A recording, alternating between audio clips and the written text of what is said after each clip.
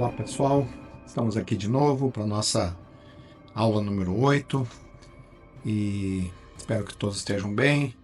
E lembrando para que possam se inscrever no canal Central das Escrituras para que possamos ter mais visualizações e esse canal possa crescer cada vez mais.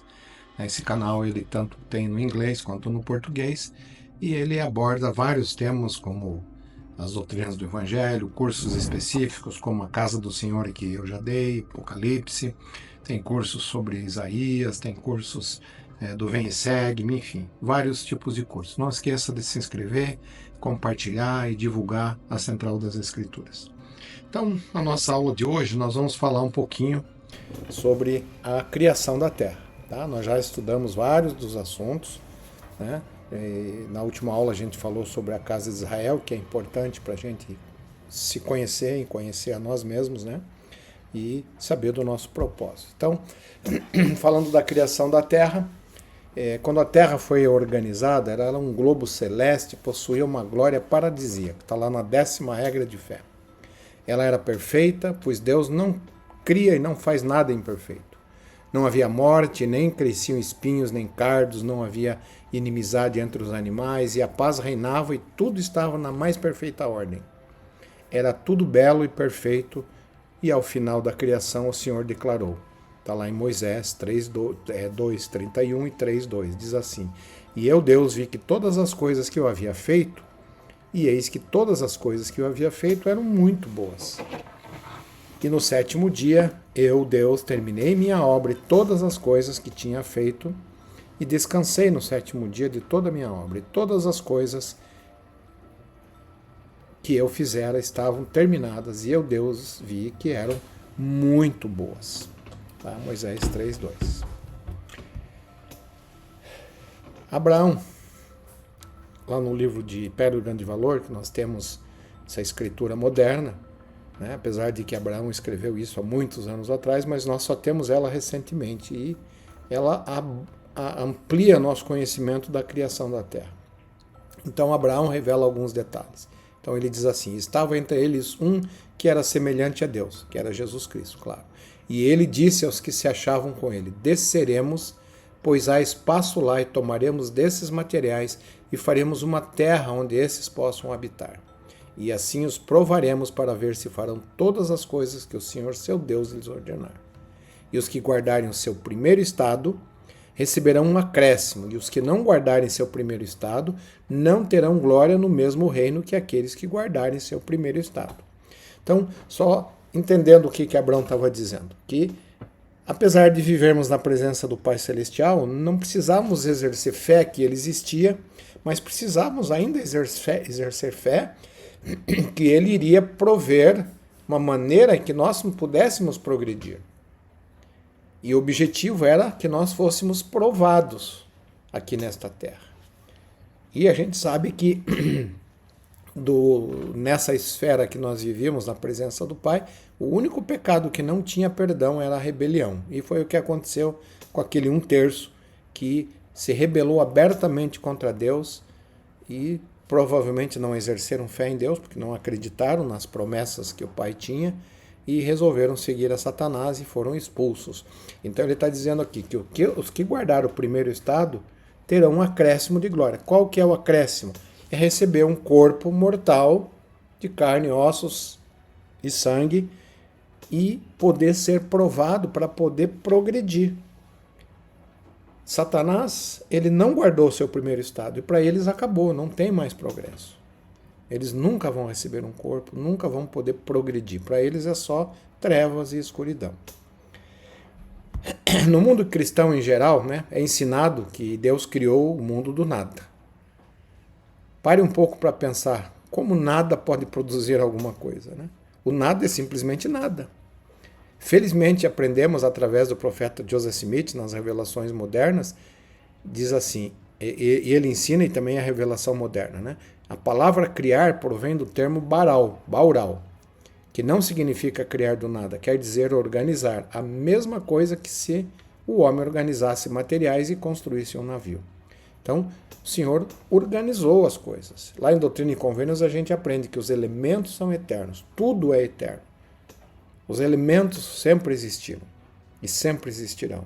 Só precisam ser organizados. E a gente vai falar mais sobre isso, né? Então os elementos são organizados, assim como organiza os materiais e constrói uma casa, ou constrói um navio, ou constrói alguma coisa, tá? Talvez alguém se pergunte, como Deus pode fazer isso? A resposta é, porque Ele é perfeito em todos os seus atributos. Principalmente que Ele tem todo o poder e todo o conhecimento. Então todos os seres inteligentes do universo, assim como os elementos, o obedecem, pois sabem que Ele, como diz Alma, não pode andar por veredas tortuosas, nem se desvia daquilo que disse. Nem é nele sombra de desviar-se da direita para a esquerda, ou seja, daquilo que é certo para aquilo que é errado. Portanto, seu caminho é um círculo eterno. Por isso que a maioria dos seres, eu vou pôr entre aspas, inteligentes, confia em Deus, aceita que Ele os governe.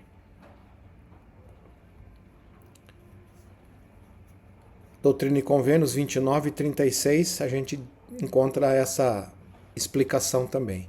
Pois eis que o diabo existiu antes de Adão, no sentido que o diabo viveu junto com o nosso Pai Celestial na vida pré-mortal. Era um dos espíritos importantes. Tanto é que Lúcifer, que era o nome dele, quer dizer filho da luz, ou portador da luz. Pois se rebelou contra mim, dizendo, dá-me a tua honra, a qual é o meu poder. Satanás queria a honra de Deus, mas a honra não se dá, não se presta. A honra se conquista. Como? Como a gente viu naquela escritura, não se desviando, sendo completamente justo, perfeito e não errando.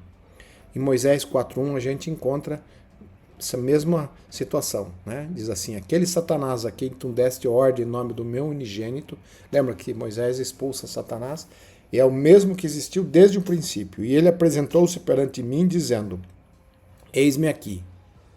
Lembra, o plano não era plano de Jesus Cristo e nem plano do diabo. O plano era de Deus.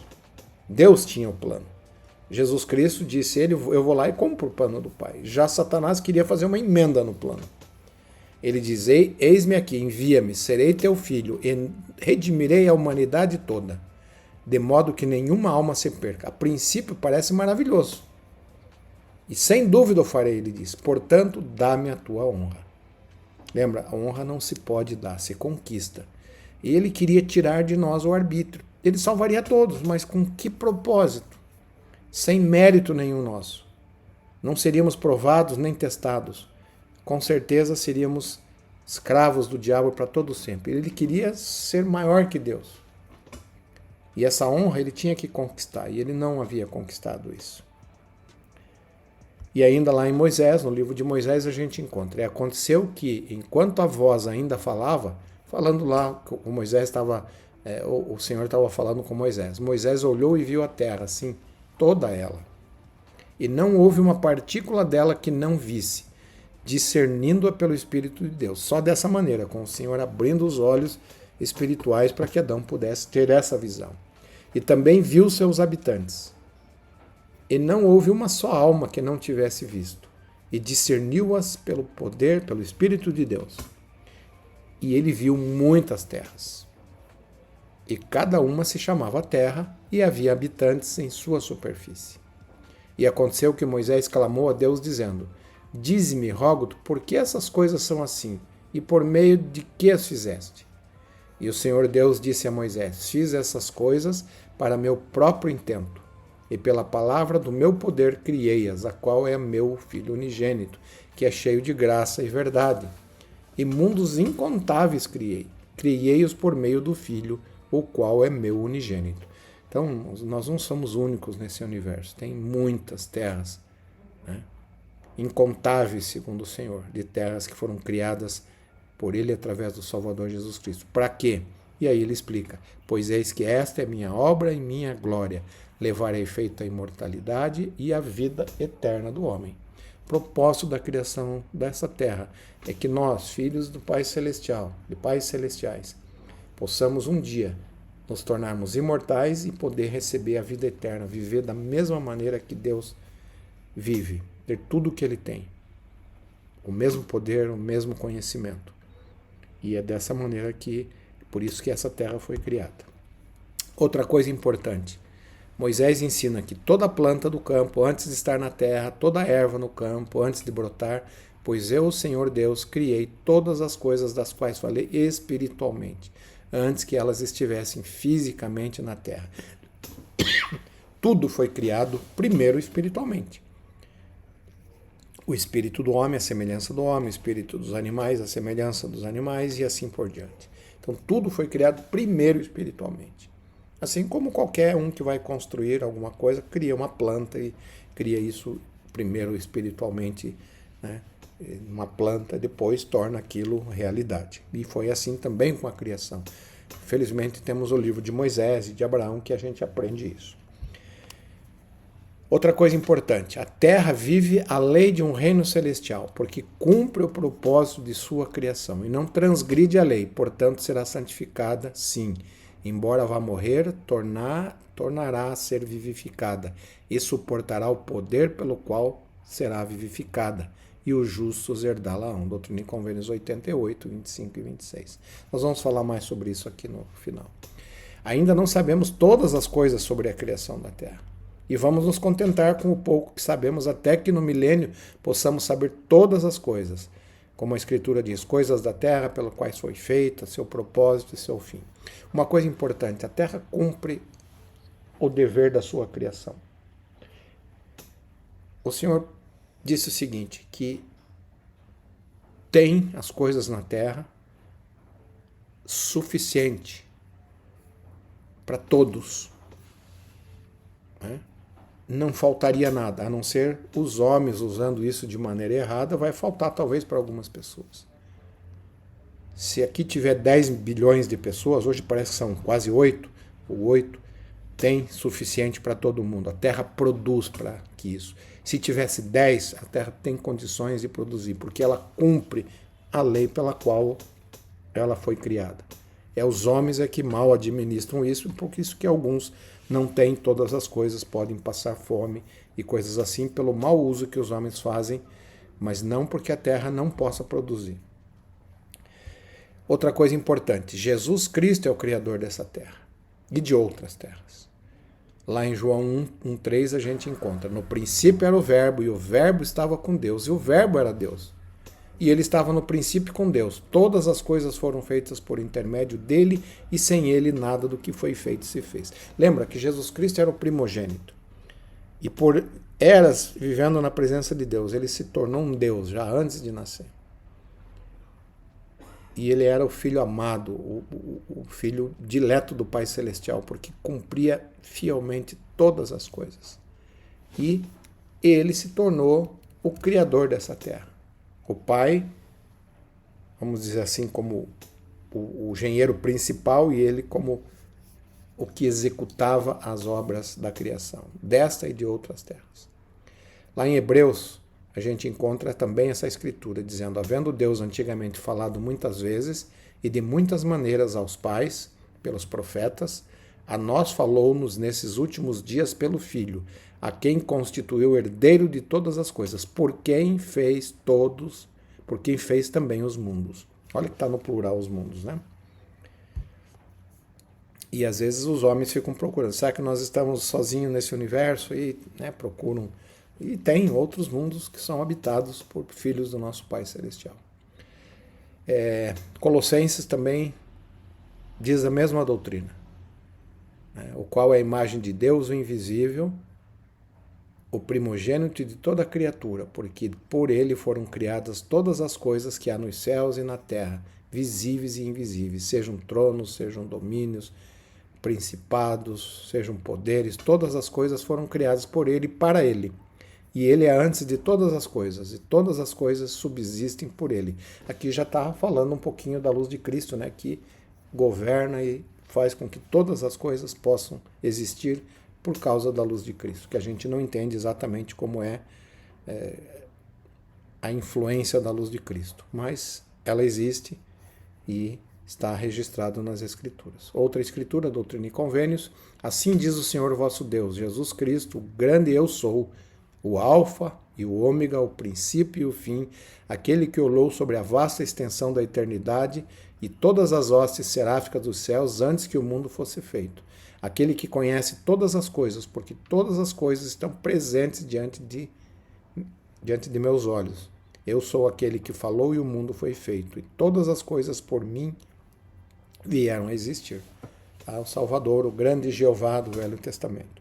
Uma coisa importante a dizer aqui também é que até a queda, o Pai Celestial visitava Adão, dava instruções. Após a queda, o Deus desse mundo passou a ser Jesus Cristo. O Pai se afastou um pouco e veio aqui nessa terra pouquíssimas vezes, porque era uma terra decaída. Então o Salvador Jesus Cristo ficou sendo o Deus principal dessa terra. Era o grande Jeová do Velho Testamento. O Pai poucas vezes veio aqui. Tem até um discurso famoso do Elder Bruce Farmaconk, diz 1 ou 2 vezes em 1000 anos, em cada milênio, né? E a última vez que a gente tem notícia foi quando o Pai e o Filho vieram ao profeta Joseph Smith. E o Pai sempre, é uma outra coisa importante, o Pai não dá as instruções. Quem dá é o Salvador Jesus Cristo, porque é Ele que administra essa terra. O Pai sempre apresenta: este é meu Filho amado, ouve. Foi assim com o profeta Joseph Smith. Se ele tivesse saído daquele bosque dizendo que Deus tinha falado com ele, a gente podia ficar desconfiado. Porque quem cuida de todas as coisas aqui é o Salvador Jesus Cristo. E assim foi, aconteceu na primeira visão. Outras escrituras, Moisés 3:8, e ele chamar-se-á Jesus, Mosias, desculpe, no livro de Mórmon, falando do Salvador que viria, e ele chamar-se-á Jesus Cristo, o Filho do Deus, o Pai dos céus e da terra, o Criador de todas as coisas desde o princípio. E sua mãe chamar-se-á Maria, falando do nascimento de Jesus Cristo, quando veio na terra para fazer a expiação. Outra escritura, lá em 3º Néfio, o próprio Salvador falando: eu que sou Jesus Cristo, o Filho de Deus, eu criei os céus e a terra e todas as coisas que neles há. E Moisés 1:3, e mundos incontáveis criei. E também os criei para meu próprio intento, e criei-os por meio do Filho, o qual é meu unigênito. Então aqui já mostramos que o Salvador Jesus Cristo foi o Criador dessa terra. É uma coisa que para o mundo eles falam: Deus que criou, mas criou através de Jesus Cristo. Isso é importante a gente entender. Outra coisa que a gente precisa entender: todo o espírito do homem era inocente no princípio. Em todos os princípios. Quando fomos criados espíritos, éramos inocentes. E depois poderíamos, pelo uso do arbítrio, continuar inocentes ou não. E a gente sabe que 1/3 dos espíritos se rebelou contra Deus, era um pecado imperdoável, e foram expulsos da presença de Deus. Outros não foram valentes, como a gente já viu na aula passada, que os valentes foram designados para vir à terra pela casa de Israel. Valentes é aqueles que estavam junto com Miguel, o arcanjo, lutando, expulsando Satanás, porque era uma guerra de ideias. E aí ele continua: e Deus, tendo redimido o homem da queda, os homens tornam-se outra vez em sua infância inocentes perante Deus. Todos que nascem nessa terra também nascem inocentes, por causa da expiação de Jesus Cristo. Então nós recebemos vamos dizer assim, foi zerado tudo da nossa pré-existência, no sentido de se tivéssemos cometido algum erro, algum pecado, nascemos aqui inocentes de novo.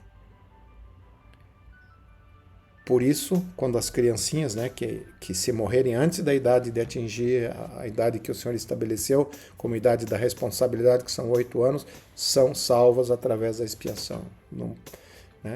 Através da expiação de Jesus Cristo são salvas. Alguns princípios sobre a criação. Para prover a bilhões de filhos espirituais do Pai Celestial a oportunidade de serem providos de um corpo temporal. Se quiséssemos progredir, precisávamos passar por uma existência temporal para aprender sobre um corpo, aprender algumas coisas que só aqui nessa terra, ou em outras terras criadas pelo Pai, podíamos aprender. Também, a mortalidade tornou-se possível para nós sermos investidos com os poderes da procriação pela primeira vez. Lá a gente não tinha esse poder. E sabíamos que o Pai tinha, mas nós não.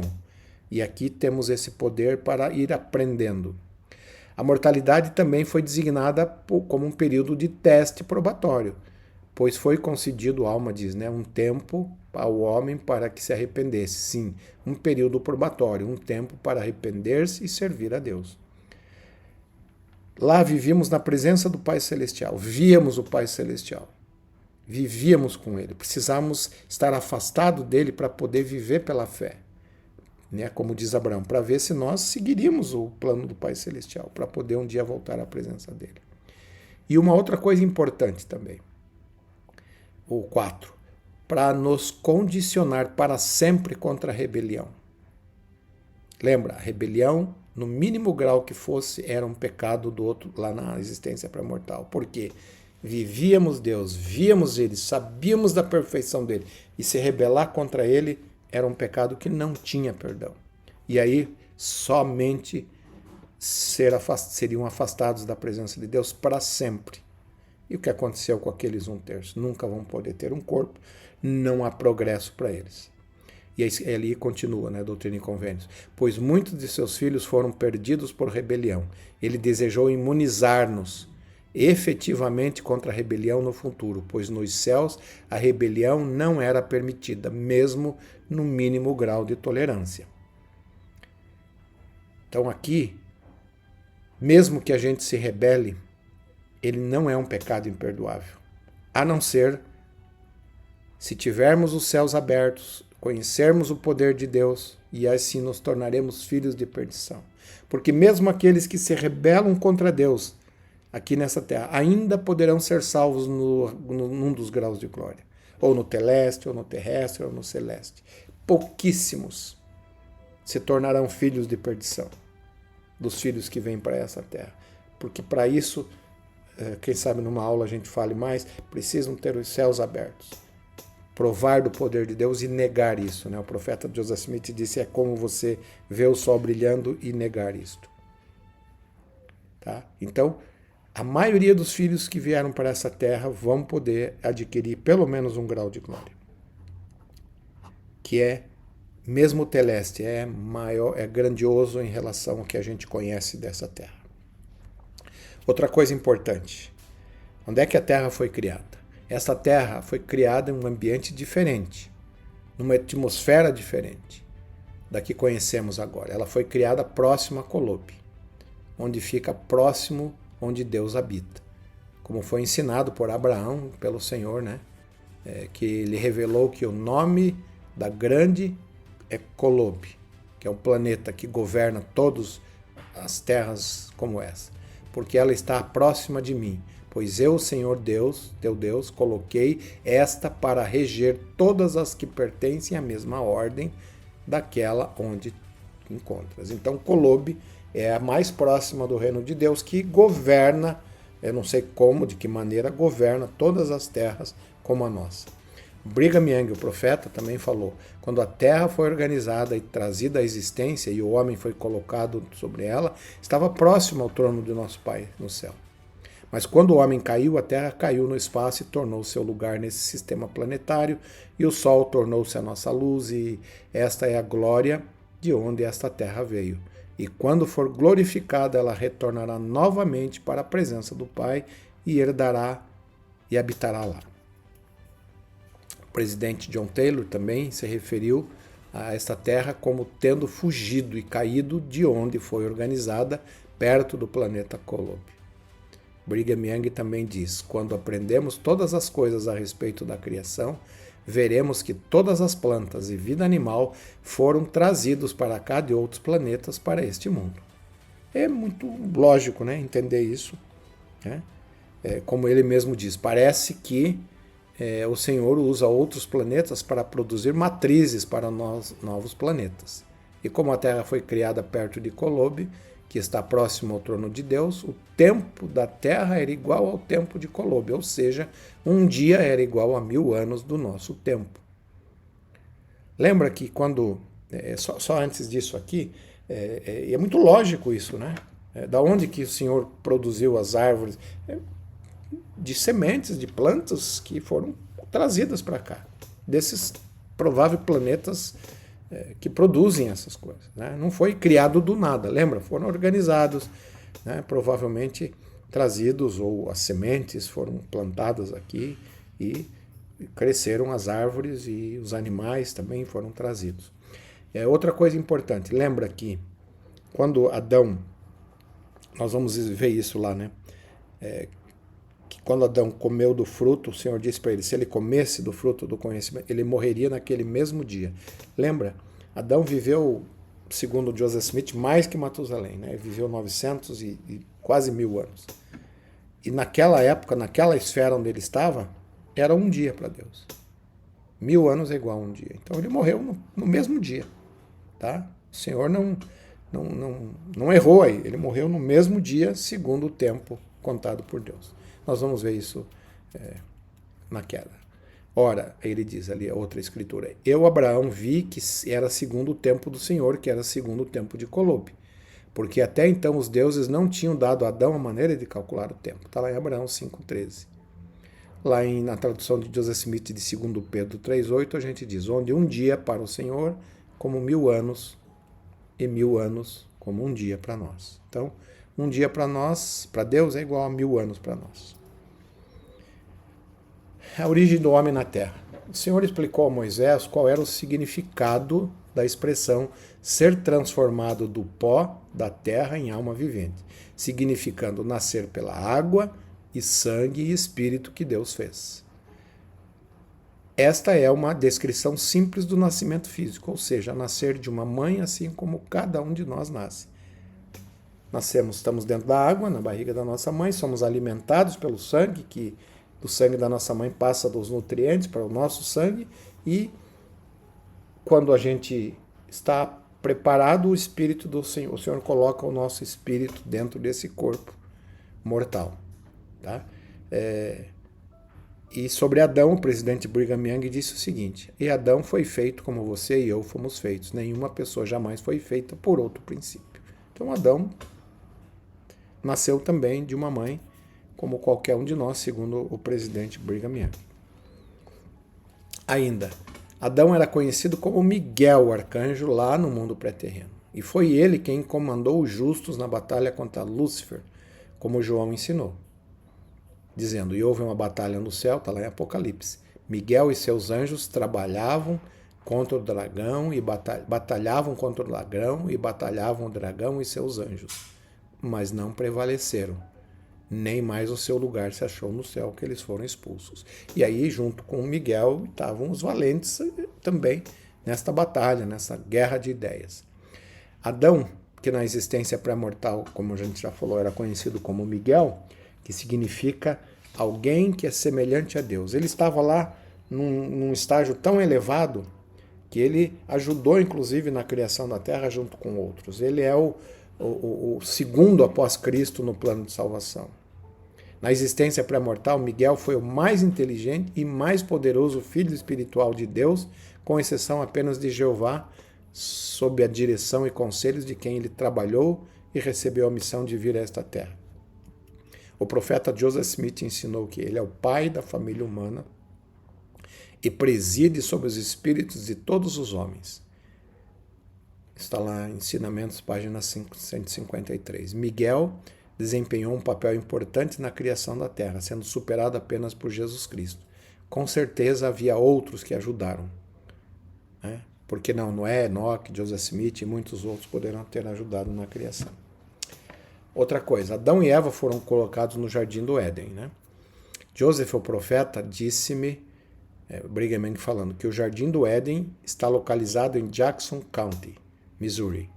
E quando Adão foi expulso, ele foi para um lugar que nós chamamos Adam on the Arm, que fica em Davis County, no Missouri. Lá ele construiu um altar e ofereceu sacrifícios. Esse local, que o profeta Joseph Smith disse que foi onde Adão foi morar depois que foi expulso do jardim, existe hoje, é propriedade da igreja, é um grande vale. A história diz que ele reuniu lá, um pouco antes de sua morte, todos os seus filhos, os abençoou, e vai haver lá nesse vale uma grande reunião, próximo da segunda vinda, onde todos os que possuem chaves vão entregar suas chaves a Adão. E Adão vai entregar as chaves ao Salvador Jesus Cristo para que ele reine durante o milênio, que vai se iniciar um pouco depois dessa grande reunião. porque o Salvador será o rei desta terra durante o milênio. Outra coisa importante que a gente precisa lembrar: Adão e Eva foram casados para a eternidade quando colocados nessa terra. Eles não cometeram nenhum pecado sobre a castidade, eles eram casados. Então o presidente Spencer W. Kimball ensinou outra verdade importante, que Adão e Eva foram colocados na terra casados, para o tempo e para toda a eternidade pelo próprio Deus.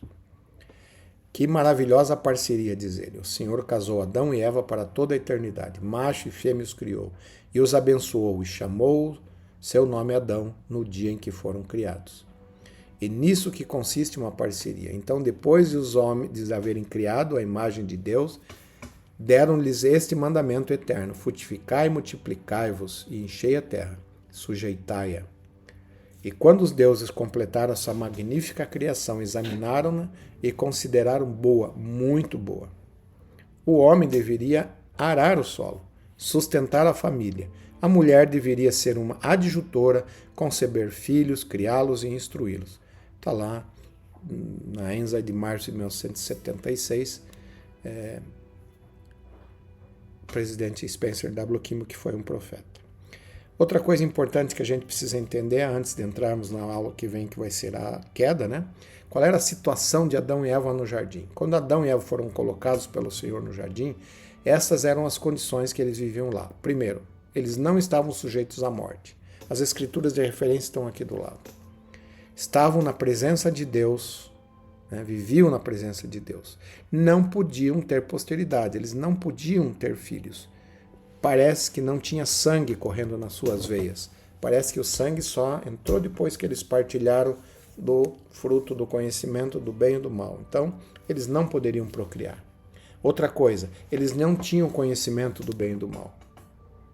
E por isso eram inocentes e não podiam pecar. Eram como criancinhas. Tanto é que quando eles comeram do fruto, não foi considerado um pecado, foi considerado uma transgressão. Eles transgrediram uma lei, mas não pecaram, pois eram inocentes. Claro que depois, ao conhecer o bem e o mal, sempre que escolhessem o mal, era um pecado. E outra coisa, eles permaneceriam lá para sempre, se não comessem do fruto. Iam ficar lá. Não sabemos exatamente qual era a condição, mas provavelmente não sentiam alegria porque não conheciam a tristeza, né? Era uma vida, não sei qual é a palavra para descrever, mas era uma vida um pouco sem graça, apesar de terem todas as coisas, né? Mas eles não tinham oposição a não ser a árvore da vida e a árvore do conhecimento do bem e do mal. E a gente sabe que se não houver opostos, não tem como fazer uma comparação das coisas. Outra coisa a respeito da terra, o batismo da terra. Eu tinha falado lá no começo que a gente ia falar no final, né? No Guia de Estudo das Escrituras, a gente lê que durante a época de Noé, a terra foi completamente coberta pelas águas. Foi o batismo da terra, simbolizou sua purificação. O elder Orson Pratt, que foi um dos primeiros apóstolos, ele diz assim: a primeira ordenança instituída para a purificação da terra foi sua total imersão na água. Ela foi sepultada no líquido e todas as coisas pecaminosas que haviam sobre ela foram varridas de sua superfície. Quando a terra ressurgiu do oceano que a envolvia como uma criança recém-nascida, era totalmente inocente. Havia ressurgido para uma nova vida, aquele que foi seu segundo nascimento do ventre das poderosas águas, um novo mundo que surgia das ruínas do antigo, revestido com toda a inocência da primeira criação. Lembra, a terra é um ser vivo. Lembra que a gente aprende em Pérola do Grande Valor que a terra chora, ela se condói pela iniquidade que estava sobre ela. Lembra que Moisés viu isso?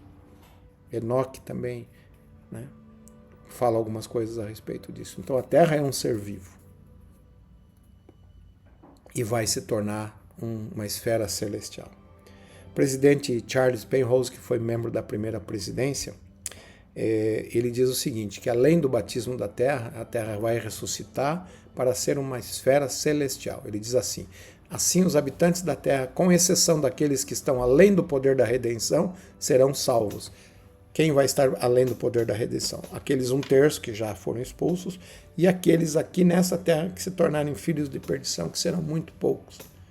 né? Como eu já falei, é um pecado muito difícil de... Talvez é mais difícil de cometer esse pecado do que ir para a exaltação, porque precisa ter os céus abertos e negar tudo isso. Então ele diz, e o mundo, a terra, em que eles passaram por sua aprovação, depois de ter guardado a sua lei, será lembrada pelo seu Criador. Morrerá assim como tudo morre, mas será novamente vivificada e ressuscitará na glória celestial. Ela nasceu da água, mas também nascerá do Espírito, purificada de todas as corrupções que uma vez a profanaram. Pelo fogo, livre de suas imperfeições, como um membro da família de mundos redimidos e qualificados para habitarem na presença do Criador. Toda a sua luz, latente, despertada em cintilante ação, ela irá mover-se para o seu lugar entre as esferas reguladas pelo tempo celestial, brilhante, como um mar de vidro misturado com fogo. Então esse é o destino da Terra. Quando ela foi criada, ela era uma esfera terrestre. Não havia morte sobre ela. Ela vai voltar a ser uma esfera terrestre durante a segunda vinda. E no final do milênio, né, no começo do milênio, ela vai ser transformada. E lá no final ela vai ser transformada de novo como uma esfera celestial. E aqueles que tiverem curiosidade podem procurar sobre a Terra ser um mar de vidro. Tem lá Doutrina e Convênios, tem no curso do Apocalipse também uma parte que fala sobre isso, né? Que ela vai se tornar um mar de vidro e fogo, uma esfera celestial. E aí então encerramos sobre a criação, né? Aqui está um resumo de tudo que a gente já falou, os principais pontos, né? Já falamos do plano de Deus, né? Que foi apresentado lá no conselho, na aula anterior, e agora estamos falando da criação da Terra e Adão e Eva colocados no Jardim do Éden. Na próxima aula vamos falar sobre a queda de Adão e Eva, né? É importante entender essas doutrinas para que a gente possa entender a nós mesmos, saber por que nós estamos aqui, qual é o propósito da criação da Terra, né, e responder as 3 perguntas que talvez todo ser humano tenha, e nós temos as respostas. Somos os únicos que temos as respostas para de onde eu vim, por que estou aqui e para onde eu vou, ou para onde irei depois dessa vida. O mundo desconhece essas coisas. Conhece uma parte dessas verdades, mas nós temos todas as verdades graças à restauração do Evangelho, ao profeta Joseph Smith e outros líderes da igreja que foram nos ensinando a respeito dessas coisas. Obrigado por estarem conosco. Nos veremos na próxima aula e deixamos essa em nome do Salvador Jesus Cristo. Amém.